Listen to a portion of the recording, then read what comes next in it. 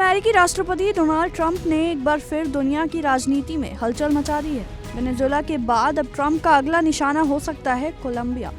Donald Trump ने Colombia के राष्ट्रपति गुस्तावो पेट्रो पर बेहद गंभीर आरोप लगाए हैं। ट्रंप का कहना है कि पेट्रो न सिर्फ कोकेन तस्करी को बढ़ावा दे रहे हैं, बल्कि अमेरिका के खिलाफ साजिश भी कर रहे हैं। ट्रंप ने बेहद तीखे शब्दों में कहा, कोलंबिया एक बीमार देश है और वहाँ एक बीमार आदमी शासन कर रहा है।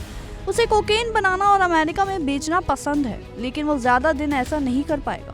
इन शब्दों के साथ ही ट्रंप ने साफ संकेत दे दिया है कि कोलंबियाई राष्ट्रपति का हाल भी वेनेजुएला के राष्ट्रपति निकोलस मादुरो जैसा ही हो सकता है। दरअसल शनिवार रात अमेरिका ने वेनेजुएला में एक बड़ा सैन्य ऑपरेशन चलाया। इस ऑपरेशन का नाम था ऑपरेशन एब्सोल्यूट रिजॉल्व। अमेरिकी सैनिकों ने वेनेजुएला की राजधानी काराकास को चारों ओर से घेर लिया। हवा, जमीन और समुद्र तीनों रास्तों से हमला किया गया। करीब 2 घंटे 20 मिनट तक चले इस ऑपरेशन के बाद वेनेजुएला के राष्ट्रपति निकोलस मादुरो और उनकी पत्नी सिलिया फ्लोरेस को उनके ही आवास यानी बेडरूम से गिरफ्तार कर लिया गया।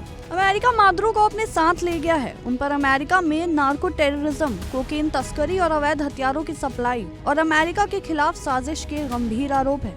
इस अचानक हुए ऑपरेशन ने पूरी दुनिया को चौंका दिया है। भारत ने इस कार्रवाई पर प्रतिक्रिया दी है। विदेश मंत्रालय ने कहा है कि भारत वेनेजुएला के लोगों की सुरक्षा और भलाई के साथ खड़ा है और सभी पक्षों से शांति और कूटनीति का रास्ता अपनाने की अपील करता है।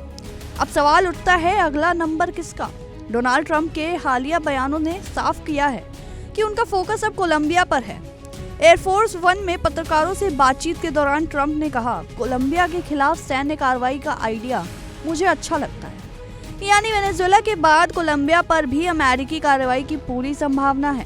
बीते कई महीनों में अमेरिका और कोलंबिया के रिश्ते तनावपूर्ण रहे हैं। कोलंबिया के राष्ट्रपति गुस्तावो पेट्रो कैरिबियन क्षेत्र में अमेरिकी सेना की बढ़ती मौजूदगी से नाराज हैं।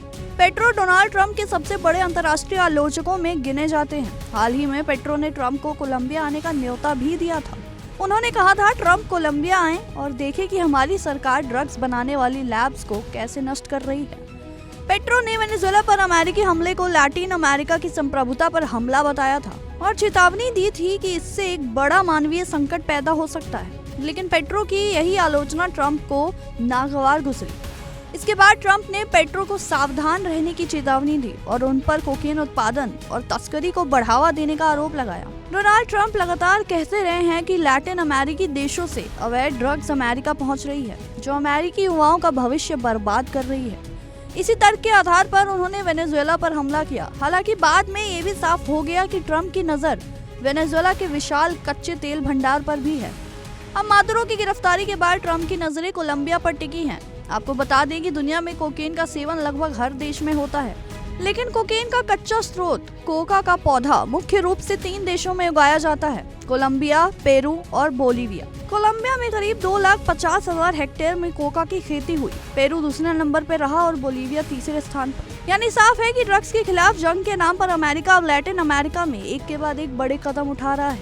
सवाल यही है कि क्या कोलंबिया अगला वेनेजुएला बनेगा और क्या दुनिया एक बड़े टकराव की ओर बढ़ रही है? फिलहाल के लिए इस रिपोर्ट में इतना ही। देश दुनिया की तमाम खबरों के लिए बने रहिए इंडिया डेली के साथ।